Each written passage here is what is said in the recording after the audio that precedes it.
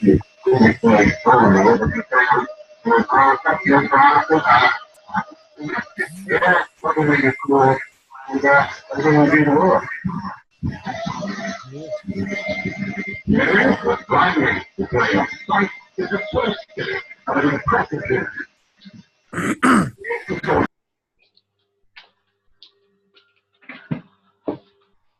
going.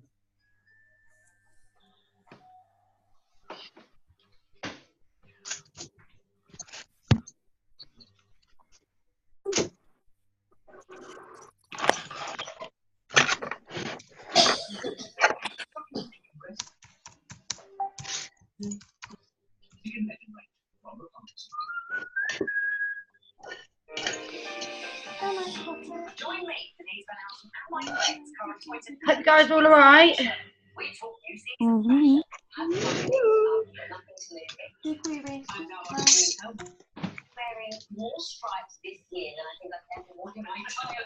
Just waiting for Andy to come on.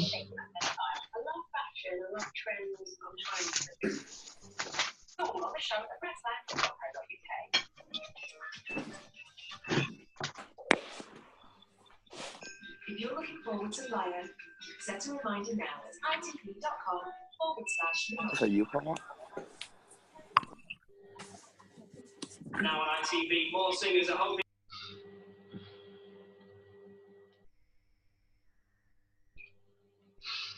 Nim, can you hear me?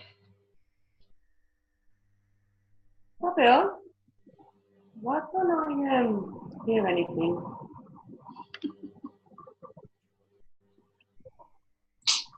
Just to forewarn you, Andy's not very well, but he's still coming on and doing this with us.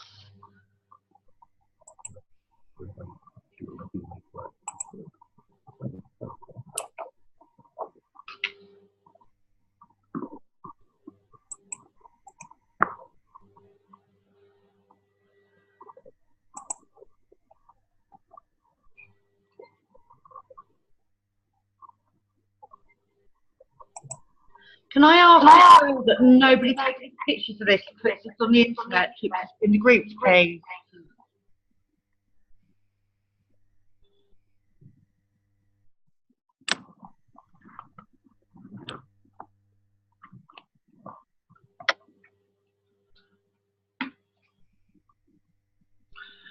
Pam, are you okay? Yes. Yeah? Uh-huh. Have you had a good day? A very good day. I've never watched so many movies in all my life. I don't watch a movie, but I was like, sit, cook, and watch movies. It's been a lovely day. I've had a house full. I've been cooking, cleaning, everything, name it. Just going to wait for Andy to come on. It shouldn't take too long.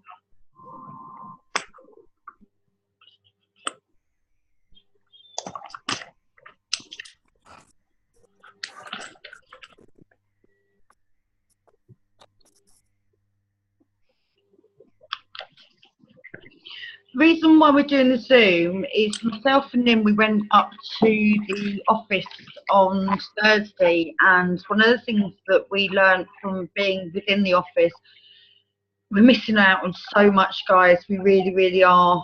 And when I say we're missing out on mega money with this business. And I kick myself more than anyone because I do come from the commercial energy industry. It wasn't until I sat in the office did I realise, and it didn't really sink in, how simple these guys have really made this for us, because I myself, I know how difficult this industry is to work when you work it, all of it, when you literally are at the point whereby you're having to go find your leads, then having to then price the product up. And because of all the different line loss factors, it's quite complex to price up. But with the fact that these guys are literally doing absolutely everything for us, and all we've actually got to do is just get the LOA in and literally let them do all the work. They then send the information back to us, and then we've got to go and, you know, get the contract signed. For the amount of money that we're losing out on it and not doing it, I do believe it's just an issue of confidence. And that's why we've got the Zoom tonight for you. Andy is also going to be talking about, obviously, the compensation plan. It has changed. it is already on the back office. It's just been loaded onto the back office right now. So you are able to literally go into download in the back office and pull down. And what they've done is they've done a documentation for us, because one of the things that we've asked for, if you want to know the exact CV for each and every product that we're able to offer to anybody that joins through the company, and we've wanted to know the exact timelines of when we get paid, all of that information is there for us, so that, you know, anybody that joins into the company, we don't have to answer that question to them now. We can just direct them directly to the information. So it makes it so much more simple for us. Bear with me one second, I've got someone that can't hear us.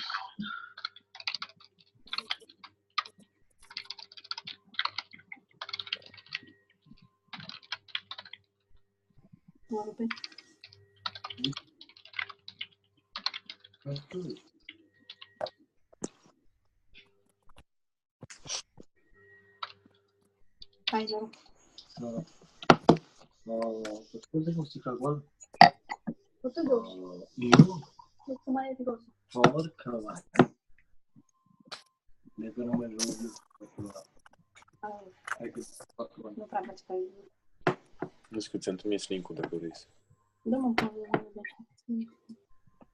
Cuma te vinte acolo.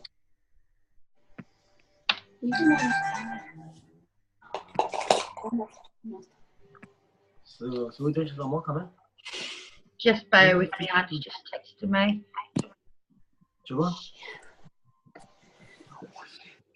Salut! În câte de cunoștințe... Have you guys all noticed that we've got a new comp plan in the back office? Nu vorbi să-ți dată că nu mă înțeleg. Pe rând, vă rog.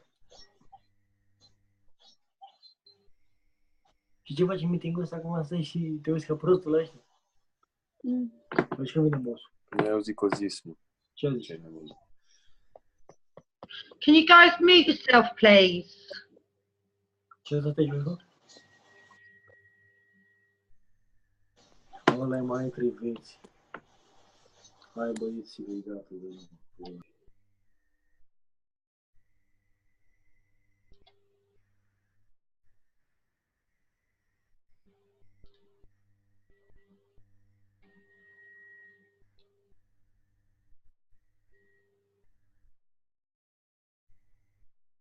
Can anyone see Andy in this chat? I can't see him.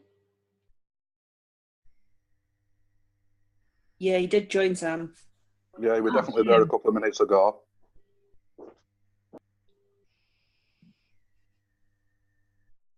I haven't seen him leave, so he must still be here.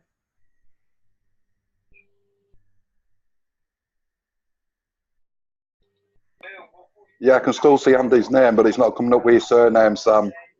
Andy, I've unmuted you, darling. Can you hear us? Yeah, can you hear me? Yep, totally, yeah.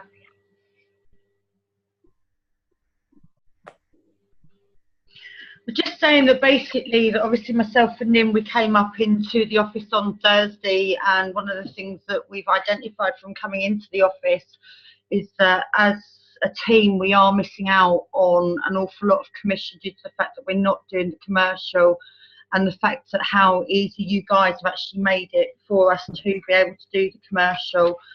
One of the things that I'd like to go through with you to help the teams would be to how to identify 20 people for the commercial, so that we actually know how to build our list. Yeah, no problem. Do you want me to start right from the beginning, or? However you want to. Okay, well, most people when you start talking about commercial, they'll say, I don't know anyone, I don't know any companies, I only know people. Or they might know the odd one or two. So the trick is to sit down with a blank piece of paper and say, right, start from the beginning, start to think about who you actually know who owns a business. Who do you go to have your hair? Where do you go to have your hair cut? Do you know any hairdressers? Do you have an accountant, or do you know an accountant who you could bring on board? And once you start thinking about all the different businesses you actually use, that you have relationships with, they are potential customers. And that's one of the key areas people don't look at.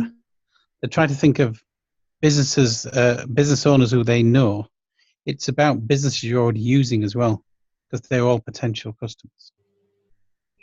Is that what you meant, Sam? That's exactly what I mean. So if you was to do that, would you then write down every single one of those, and that's how you'd build your list for 20 people to actually start approaching on this? Well, let me tell you, as one of the examples, when we do this, when we do training, we didn't get a chance to do it on Thursday. What we tend to do is start off and say, right, we want everybody to write a list of 20, and everyone says no way they can do it.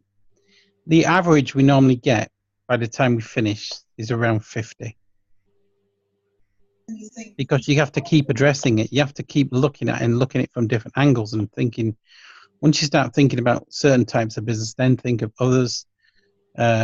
Start thinking of, some people might be a member of a cricket club or some sort of sports club. How many people in that sports club then do they know who own businesses? So identifying businesses is one thing, but actually speaking to them and how to actually attract them as potential customers is a completely different aspect. And what we're trying to put together is a couple of sample scripts about what to say. Now, relationships are all about, everyone has different relationships with people they know. But if it's just someone you know through use of their services, there is a way you can try and bring them on board. And we have got sample scripts that can give you an idea how you're going to say it. But everyone's going to use their own sort of methods and adapt the script to how they would approach it. Otherwise, it'll sound false. If you were to approach somebody what would you say? Somebody who owns a business or a friend. A friend that owns a business, how would you approach them yourself personally? I'll just explain that I'm now involved for a business that looks at commercial energy. It's a fantastic business that looks at the whole market. It's ideal for a company like yourself. I'd really like to try and help you save some money. So I'd like to let us show you what we can do.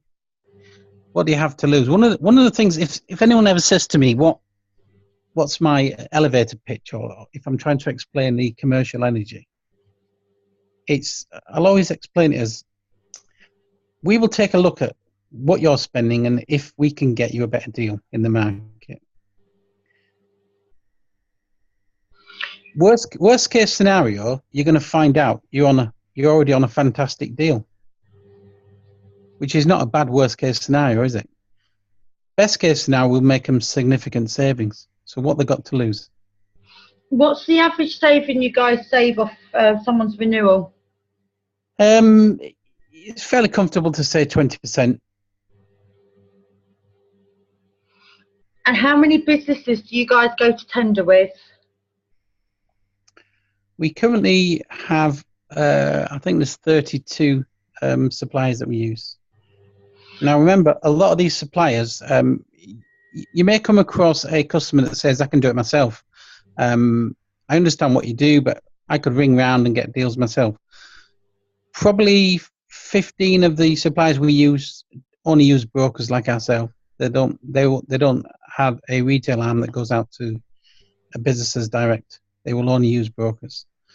And these types of companies are sometimes where you find the better deals. So it's by getting access to these additional companies that normally makes a difference. And would I be right in saying that these companies that you have access to, which are the ones that only work with brokers, are not actually the big six? They're the little companies. No, absolutely not. I mean, obviously, we've got access to the big six, but we sign very little business through them. No, that's not what I said.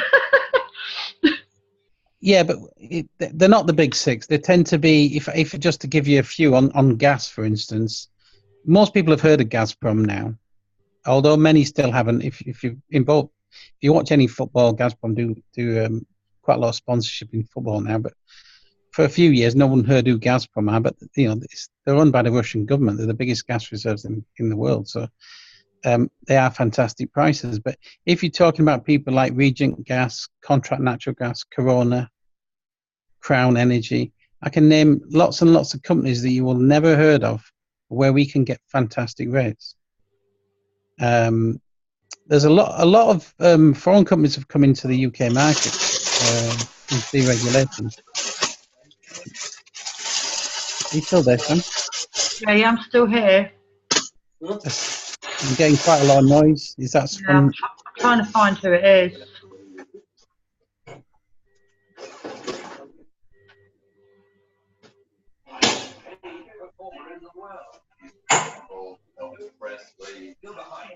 Can you mute yourself for me, please, Lisa?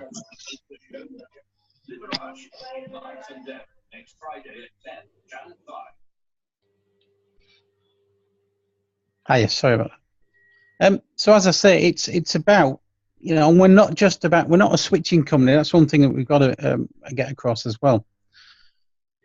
Probably 30-40% of the time, we will renew the customer with their existing supplier. We don't have to switch them to make money on the commissions. We go out to the whole market, including their current supplier, and if their current supplier happens to be the cheapest, we'll just renew them. So that's one of the things that some customers, you know, are very apprehensive about switching, especially on commercial. Now, by just giving them the option, saying, look, we'll look at your existing supplier, but we'll look at the whole market as well, and see what's out there. It's very much of trying to position yourself as a consultant to the business, working with them to find the best suppliers out there. If they just see you as another supplier, then we'll spend our time generating quotes. They'll then take our quotes and then still carry on ringing round. So it's very much about how you present it. And all this type of thing we go through when we go through the training in detail. When you say it's how you present it, I mean, obviously when we was in the office, from what I could grasp, what you was doing is you was making that person feel that you was working for them, not the supplier, that you weren't actually the supplier's friend, that you could actually show to them that, you know, that you would always get the best price and come back with a list of all. Yeah, you've got to prove to them we are truly independent. We're not tied to any supplier. We're not sticking them for one particular supplier because we get more commissions. We literally do find them the best deal. And we take whatever commissions are for that particular deal. And again, it's very key. But this type of thing, we are putting together some online training. I know you attended the office.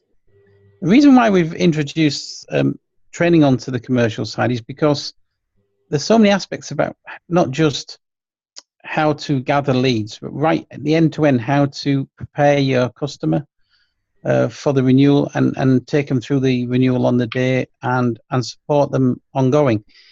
It's not something we can expect people to understand. It's a process that we have to run through and then pick up over time and they get used to our processes.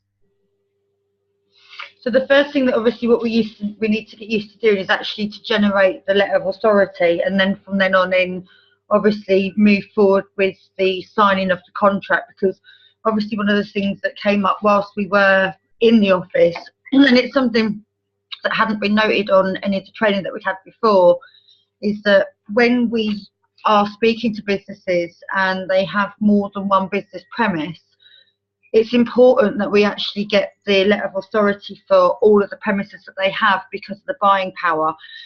Could you explain the buying power for me, Andy? Well, we only need one letter of authority for a customer. So it's just whether if they've got multiple sites, we still only need one. What we need is a copy of the bills for all their sites. So we're aware of if we were to go out for one particular site, we're only going to get prices based upon that particular consumption. If they've got several meters and we go out to the market for 10 meters in one go, all that consumption is pulled together and we get better prices. So it's no good one of your customers saying they'll try us on 1 meter. If they're going to let us show them what we can do, they need to let us look at all their sites as one and do a full comparison just to see exactly how we work. I mean, we do an extremely detailed comparison report. I don't know if you look on the portal back end, there's an example gas and electricity is actually on there now.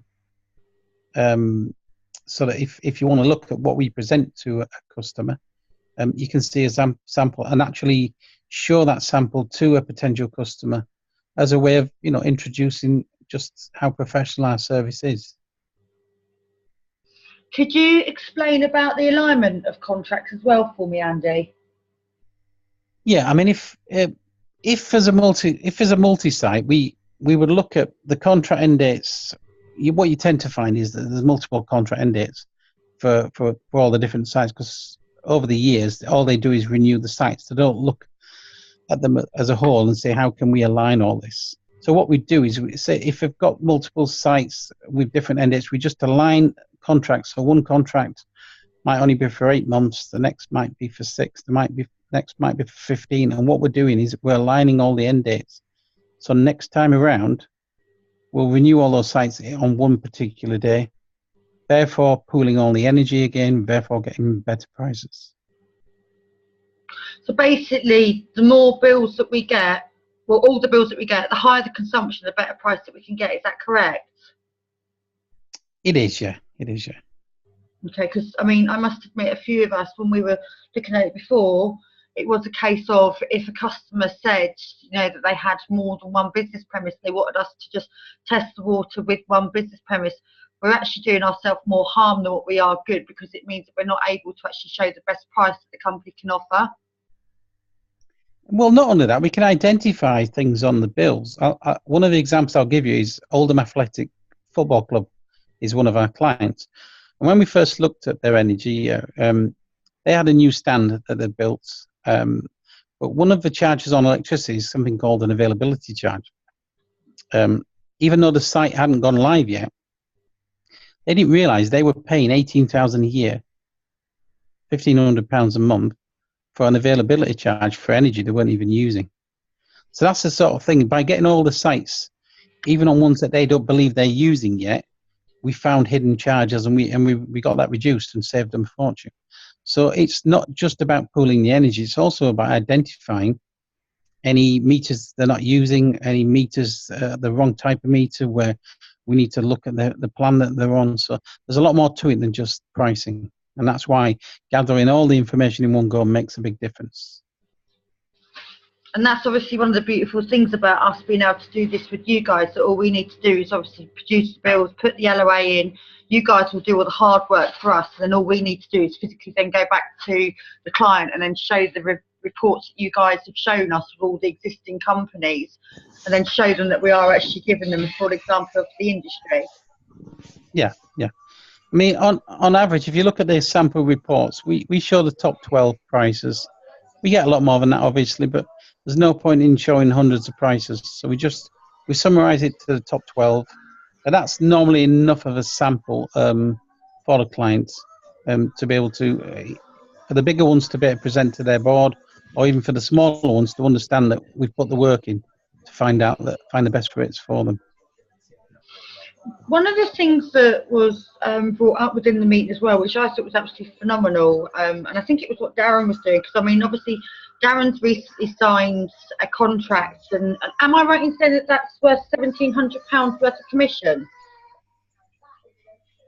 Yeah, that was just a single site. It was just a friend of his that had a small business, and he signed it on a 2-year deal. And one of the things, the way, if you're talking about the way he got that deal, our new offices are in an area called Stanley. So what he did was he went round the Stanley area and spoke to people about the Stanley Community Fundraising Scheme, which is what he's named it, which is just a white label scheme we've set up for the area. And by talking to potential customers and saying, I'm part of this fundraising scheme, not only are we helping local businesses save money on their energy and telecoms by pooling together, the suppliers also pay us an amount of money which goes into a pot which is used for good causes in the community. And that's a great way of speaking to a client and gaining the trust of a client to get them to look at our services. There's so many people out there now trying to do commercial energy. If you just go in cold to somebody you've never spoken to before and start asking about doing their energy, they may have had 5 or 6 phone calls already that week. So we have to have a difference. Now, we know we're different in how we process the deals, and we know we're good at what we do, but they don't know that. They've had many calls that week explaining the same. So we have to look at the angle we go into potential customers and make sure we target it correctly. Another option is with the fundraising schemes is if you had a cricket club, for instance. Sorry, someone's singing on the line. Do you know who that is? I can't find who it is. So say you had a local cricket club that you know you go to or you're a member of. If you contacted that club and said, "I'd like to look at your energy costs," you're likely to get the door slammed in your face. Unless you've got a good relationship with them, they'll have been asked many times over the previous weeks, get bombarded with phone calls and everything else. If you went to that club and said, "We specialise in raising funds for grassroots sports. We'd like to help you raise funds for your under-16 team's kit for that year," let me tell you, they'll be very interested. And then what we do is we set up a community scheme. We explain to them that by just signing up 20 of their members will pay for that kit. That's just on domestic energy. What you find then is they'll give you the commercial energy on the club. But then what leads on from that is they've probably got sponsors already who are affiliated to the club. You get access to those people. And even the members themselves, they might have 400, 500, 600, 700 members. Out there, you're going to have 20 or 30 business owners. And again, if they promote it correctly, they will be interested in letting us look at their energy to try and help support the club. And that's a much better way of getting in and a much better way of building a potential commercial base. James has got a question that he wants to ask you, so I'm just going to unmute him. James, you're unmuted. Thanks, Sam. Hi, Andy. You know the availability charge that you were talking about? Yeah. Is that on any size business, whether it's a local corner shop up to the big major PLCs and everything? No, it tends to be on the larger meters, on the maximum demands and half hourlies. Right. But it's, you'd be surprised. It doesn't have to be massive. Right, champion. No, thanks, Andy. Okay. Has anyone else got any questions they want to ask? Do you want to put your hand up? You've got a question you want to ask? Or just put it in the chat.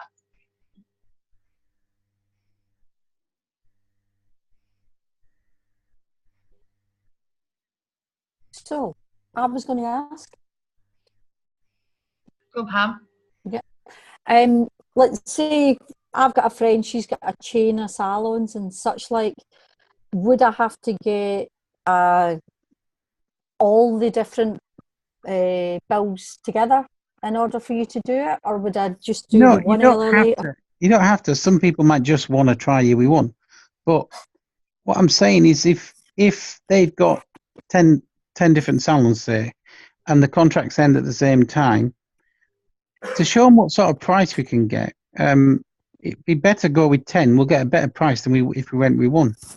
Okay. You see what I mean? And if they're already doing it with someone else, say they have an existing broker that's got all the consumption for all 10, and they go out and get a price based on 10, and we're going out on a price based on 1, yeah, we may not beat their price. And so it can handicap our tender process. So, but you will get people who just say, look, I don't care, I've got multiple sites, I just want you to try one. Because they might just want to be looking at the process. Yeah. But that's fine, we can do that. But it's always better if you can. Because all we really need is a copy of the bills. It's not, we only want one letter of authority and a copy of the bills. It's not a major amount of information. You've actually hit on something that I meant to mention. If you're gonna speak to a client or go see them about offering our services, you need to let them know to get the bills ready before you get there, and even generate an LOA through your portal and send it to them before you get there. Because if you leave that site, if you go see them and you leave without a copy of the bills or without a copy of the LOA signed, you're then going to be chasing them, and on average 70% of sites where you don't come away with it on the first visit, you then become a bit of a nuisance because you're chasing them, so you end up not getting it because you're supposed to be offering a service to them, and you end up becoming a bit of a nuisance. So always ensure you let them know what you're going to need beforehand, So if it's someone else in the business that has the bills, make sure when you go in, you're going to collect everything in one go, so we can go and do a professional service. Because if you're having to keep going back for more bits of information, it's not a good journey for the customer. They just want what you'll find with most commercial customers, they don't want to deal with the energy. They find it a pain. They just want someone can manage it for them. As long as they feel we're doing a good job and going out to the whole market, there's no reason why they won't just hand them over and say, fine, you look after it from now on. And once you get a commercial customer, you tend to keep them for years. So as long as you can show what we can do, we can renew them year on year. Rob, do you want to ask a question? Yeah, it's just a bit of feedback and obviously a question now. I think what this is indicating that there's some big money that can be earned. If you look at the domestic commercial sale, say at the moment £9.45, with a commercial sale, if you work out the average at £250, for example, look at the work that you will be doing for a domestic versus a commercial. That's the first thing I would say, which really, if we understand this, I don't think anyone has really grasped this at the moment. And the other thing I would say is it's going out to people knowing what to say. And this is where the scripts and the sort of structure in place that's going to help everyone. So when you're going to, your curry house or your corner shop, it's how you initiate that conversation, so it becomes comfortable. Some people, when they learn to do this and you do it once, twice, like anything else, it will get easier and easier and easier. And then once you see the money that's going to be generated, okay, and there is some big money in that, people will start saying, you know what, this is very, very lucrative, and it's a lot easier than some of the other stuff we're doing. Because if we can make the kind of income that we're looking at here, and gives us another option, because this way is giving us an option that not many has really looked at. And I don't know how many people have gone on and done a commercial. I've tried one, I haven't done many. This is where I think we need as a company, and I'm sure Andy's, sort of tearing his hair out, so I don't understand why people aren't doing this, because it's got so much potential. So that was just really a bit of feedback. And the only thing I would say, Andy, if you've got someone already in a contract, can you clarify how it works then? So say, I've signed someone, or tried to, and they're already in a contract. How does it work for that renewing of that? If you bring a client in, they've just signed a contract a few months ago, and they've got another 10 months before they come out of that current contract, then we can look at it now. We can actually go up to a year in advance. So we could put a contract in place to start at the end of their current contract. But most customers don't want to do that. Even though you tell them it's a rising market, they want to wait. And typically we'll go around about 4 to 6 months before the end of the contract. So as the renewal's coming up, we'll go to market. But like I say, we can go up to a year in advance if we need to. But what happens on the one that you've done, I don't know much about this, Rob, but what will have happened, that will be scheduled for the renewal for next year. Yeah. For around about 4 months before the end, we'll start processing. You'll be contacted to say, this one's coming out of contract. You don't have to worry about keeping track of it. We do our systems do all that. Yeah, I think from my experience, the one that I did, it was fairly comfortable. It's getting the LOA and putting the information in correctly.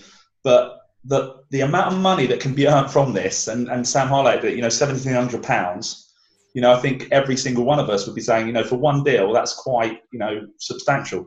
And if we look at the average of £250, that for some people, like it is a week's worth of wages. So, it's just grasping it, I think, is the key. But no, I'm excited about this. It's it all depends on the type of customers you're targeting. Now, I would say to anyone, if you're going to start looking at the commercial energy, you need to obviously make sure you've got the support. If you start looking at huge multi-site as your first client, don't try and attempt to do that yourself. Get our corporate team in. We'll help you. Someone will go out and see the client with you. You're welcome to come along, but you try and deal with the bigger ones. You're less likely to pick them up. However, if you just concentrate on corner shops, they're only probably worth a couple of £100 a year. So you've got to do quite a number of them to build up 100,000 plus income, which is what we're talking about. But I'll give you an example of one lady that a lot of it is who you come across, and there is luck involved in when their contract ends. One lady that I dealt with in the past, she brought a group of nursing homes in. She just happened to meet someone on a course, got talking to them, got friends with them. They had 35 nursing homes that were out of contract. They were on out of contract rates, and her commission on that deal was £130,000. Yeah. Now I know they don't come across every day, but they are out there. And don't be frightened about the larger ones, because we've dealt with a lot of the larger companies out there. We can deal with any size. So it's about you giving us the initial lead. And on the corporate ones where we do all the work, you don't get any less commission. It doesn't make any difference to what your commissions are. It's just that we handle it because we're used to dealing with the corporates. So I'd cut your teeth with a couple of smaller ones, get to know the process, get to know how you're going to present it, because it is all about presenting it to the customer. If you present it correctly and they understand what we're doing, they'll take it seriously and they'll take the offer, because we will get them a good deal. If they start taking our price and playing a Dutch auction and going against all the other suppliers, chances are, if it's like anything, what the suppliers will say, if you've been offered a price, they want to see proof of it. So if we produce them a detailed report with all the prices, the current supplier might offer to match it so that they don't lose them. You don't ever want to get them into that position. So it's about them understanding we're doing it for them, and they basically handing it over for us to do. It's a very simple business, commercial energy. I've been involved since '99, since deregulation. It's all about how you handle the customer. In some ways, it's got nothing to do with the prices, because we will get them good prices. It's about them believing in what we're doing, and having faith that we've gone out to the market. If as long as they understand that, they'll take the offer that we've got. Okay. One of the things that we touched base on when Nim and I were with you guys on Thursday was not to actually go in with the branding Economise, was to actually go in with the branding Utilico, because of the YouTube you've got. Yeah, the reason why we've kept the branding separate is because if we all know Utility Wales have been trying to do commercial energy for a long time, and they do purport to do it, but the reason they struggle is because they're a network marketing company.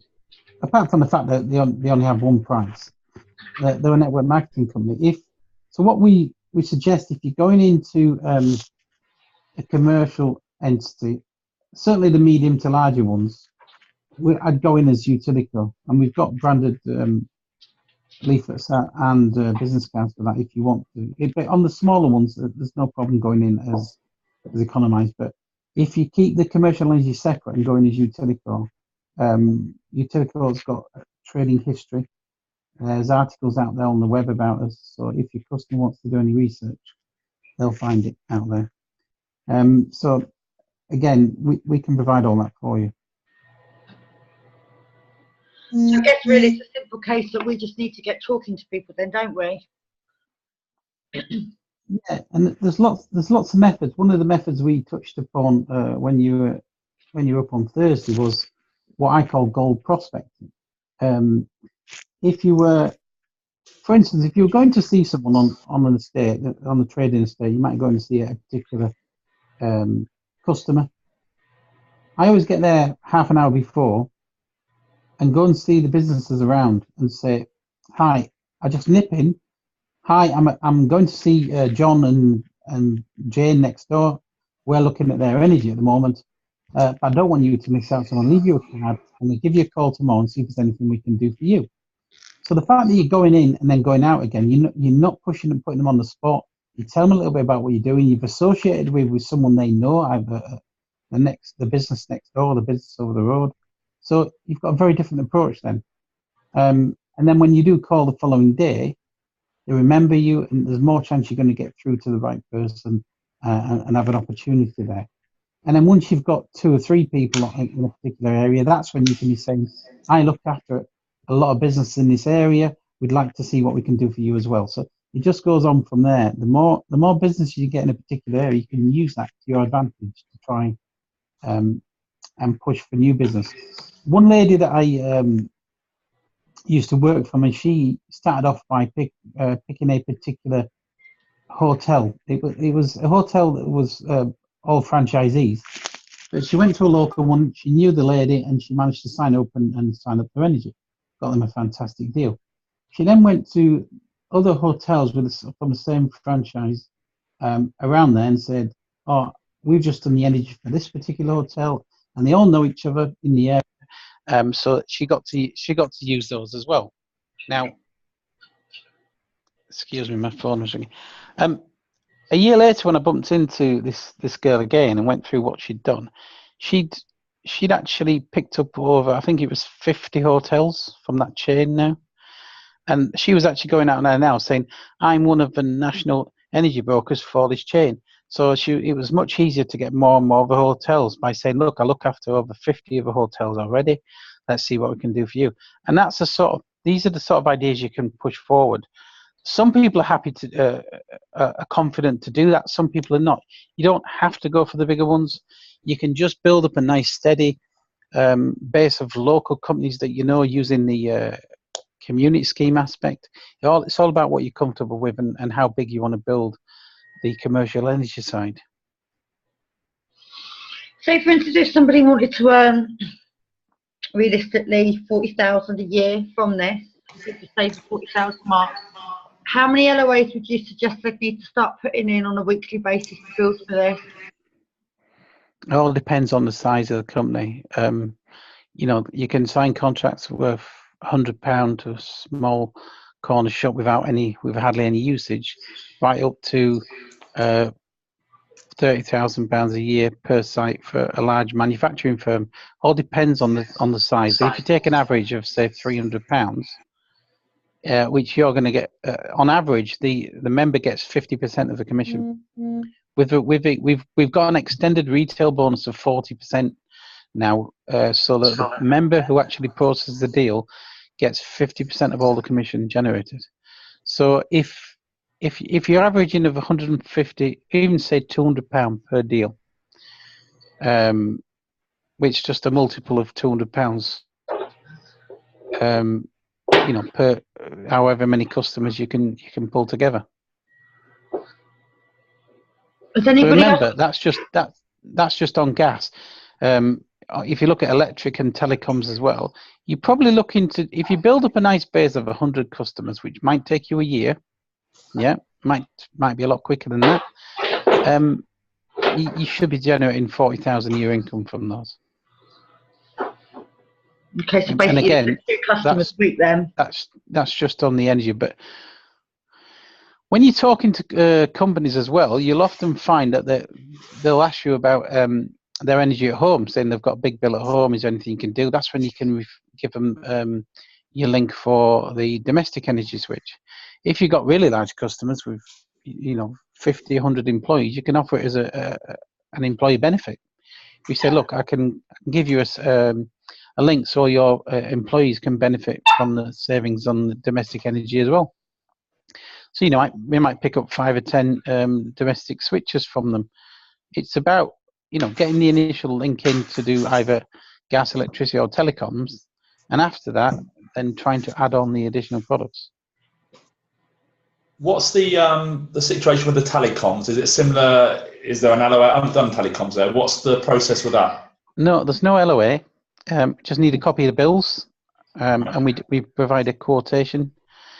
We've literally just changed suppliers.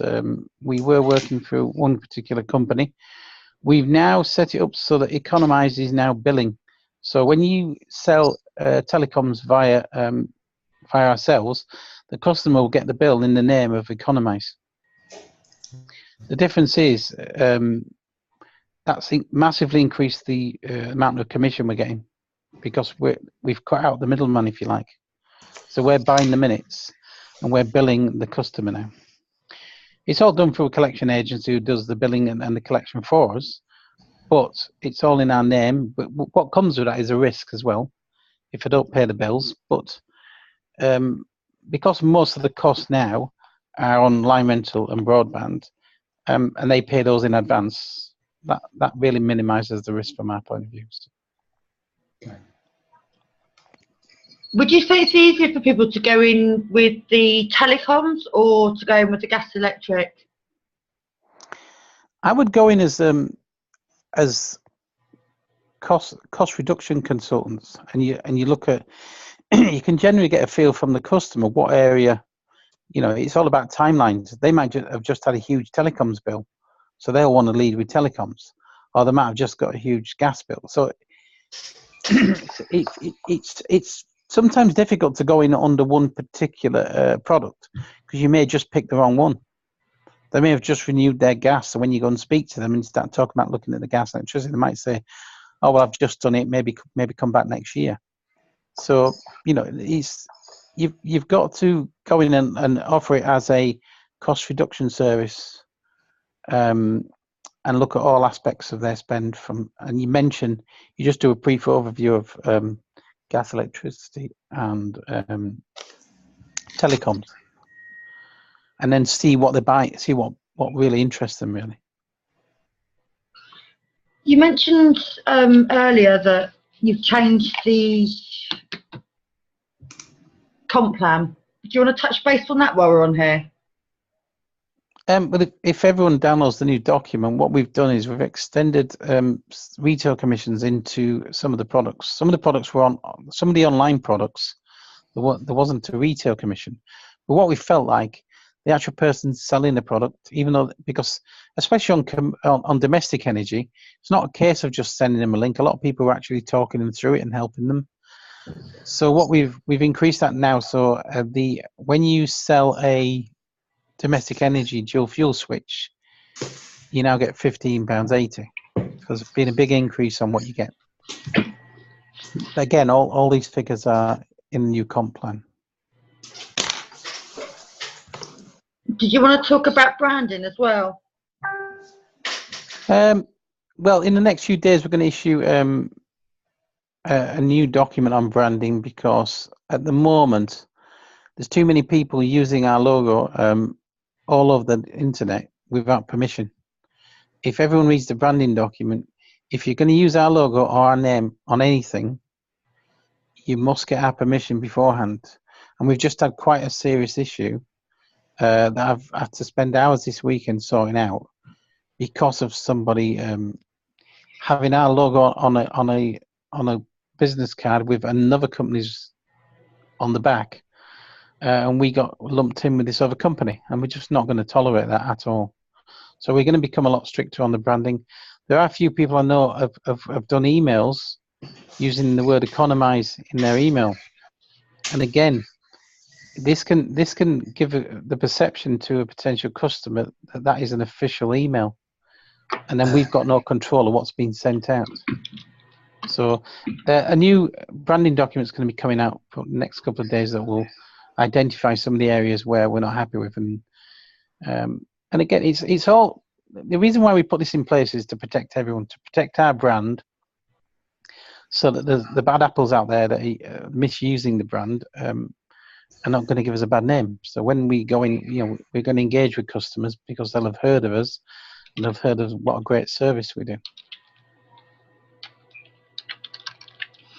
Is there anything anyone else wants to ask while we've got Andy on here? Because I know he's not feeling very well, and I'm happy to wrap it up unless you guys got anything else you want to ask. Yeah, I was thinking of mentioning something. So that game. I was hoping that Andy could explain something to the rest that's happened to me with the notice, so that people are aware to inform their potential customers that they might be contacted by their existing supplier, just to make them aware of it, because I lost a customer who wasn't too happy with what had happened just because of the way it had been twisted in the background from the existing supplier.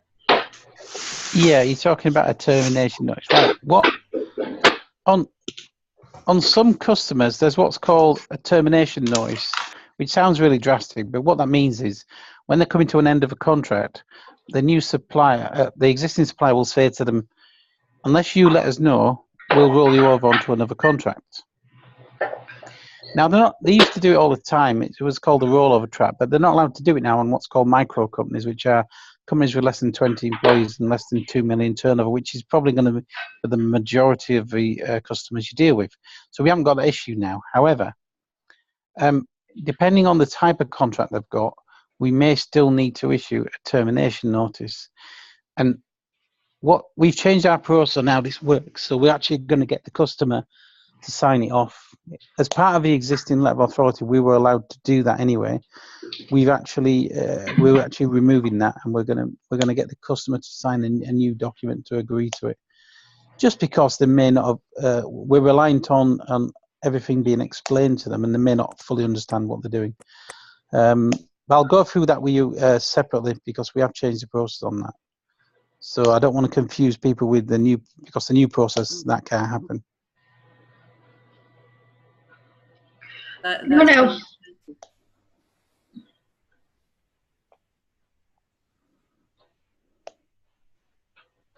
How soon for commercial water? We've got deals in place now for commercial water, but they're not offering enough commission. So we're just holding back, waiting for the commissions to go up. Because there's just as much work as there is in doing commercial energy. And they're offering ridiculous commissions like £50, which is just not enough. So by holding back, hopefully shortly the commissions will increase, so we can get a few £100s for a water deal rather than just 50. Right, So brilliant. it should be soon, but we're just holding on that at the moment. Nice one. Just, when you were talking about utility warehouse, yeah, they can only go, I think, is it a number 5 metre? They can't go up. They're limited to the companies they can do. But yeah, on a lot of their deals on there, the customer has to pay bonds. Are we the same, or do we never take a bond? No, we don't take a bond. I mean, if somebody's got really bad credit, there may be a time when one of the suppliers asks for a bond, but I haven't seen one of them for quite a while. Right, brilliant, because I know that used to be a massive downfall for utility warehouse. No, that you wouldn't get that. That was something they were doing to protect themselves, because they were billing themselves. Right, brilliant, thanks. And the white label, is that on active now, or do we have to go and contact you specially to arrange that? For the white label? Yeah. We've got probably about 70 queued up at the moment, so if you just email support, you'll be sent and ask for an application. It'll be on the back end soon, but you better download it. We're just putting an application form together, so if you've got one, we identify what it is and what needs doing, and we can put them together fairly quickly. They only take literally a couple of hours. It's just that we need to make sure we got all the information before we launch them. All right, okay, thank you. If you put something into support now, we'll make sure that gets set up. I've not got anything lined up exactly yet. I wanted to know if I was able to offer it just now. Yeah, of course you can. Perfect, thank you.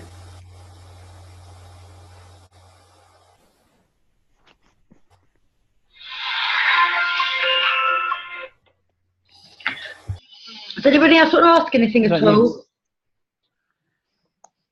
Right, Sam, I'm going to have to go now. So hope that's been informative. I mean, we are going to put full training together for the commercial energy.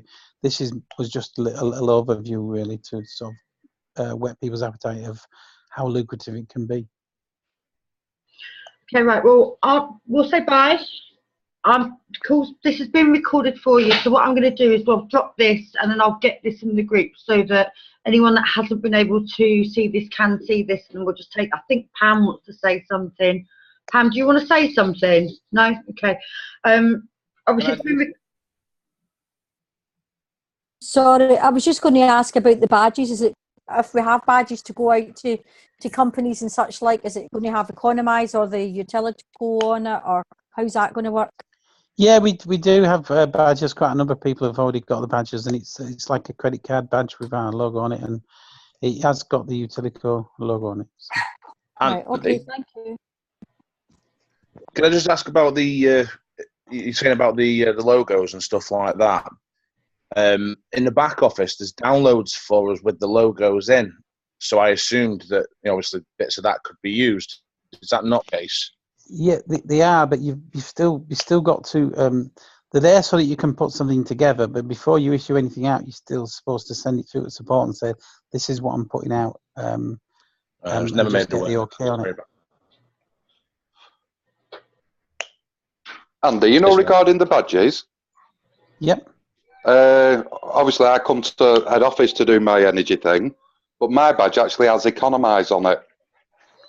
Yeah, you can use those, but it depends on the type of companies. Like we say, if you go into bigger companies, I wouldn't go in under the Economise brand. There's nothing wrong with the brand. Obviously, we love the company, but it's just the perception the larger companies have got, network marketing companies.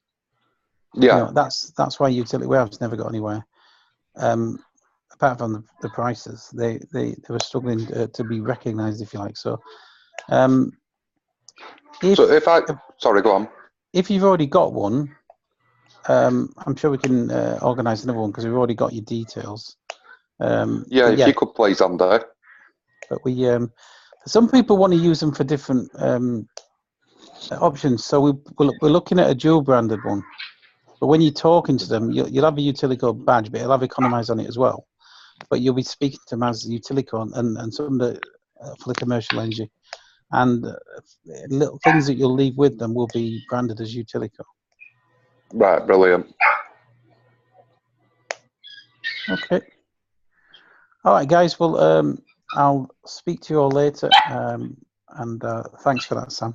No worries, not a problem. Right, okay, I'm going to wrap this up, get this into all the groups, so you guys can go back through it if you choose to do so. Thanks for your time, Andy. It's very much appreciated.